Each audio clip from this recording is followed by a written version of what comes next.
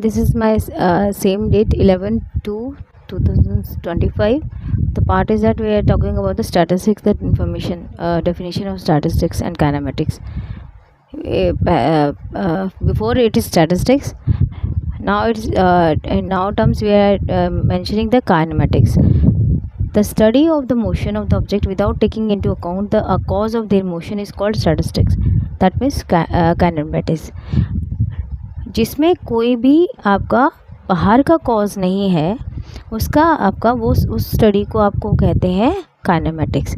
जैसे आपने देखा काइनेटिक एनर्जी जो आपकी है, ये चीज़ में क्या होता है, इसमें कोई भी आपका कोई कॉज नहीं लगता है मोशन को करने के लिए यहाँ पे. और डायनेमिक्स में स्टडीज़ में डिफरेंस क्या है, दोनों में difference. What is the difference between statistics and kinematics?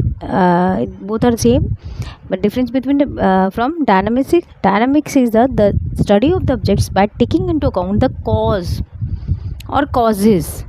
एक cause भी हो सकता है, बहुत सारे causes भी हो सकते हैं, of their change of state, rest or of uniform motion is called dynamics. जो मैंने आपको कल स्टडीज में बताया था कि what is motion, that is uniform motion, non uniform motion, जो भी है उसके causes जो होते हैं वो आपका जो भी चेंज जो रेस्ट से इनर्शिया से आपका आके next your position is that force that motion is called dynamics. Rest और मोशन. अब मैंने अपनी स्टडीज़ के हिसाब से आपके लिए बहुत इजी कर रखा है कि what is the difference rest और मोशन. मैं बहुत बेसिक से चल रही हूँ कि you can understand from the 8th class student can understand, 9th class student can understand, 10th class student as well as 11th class student can understand, because we have to recreate these things daily. The rest or motion, an object is said to be in motion if it is changes its position with reference to its surroundings with the passage of time.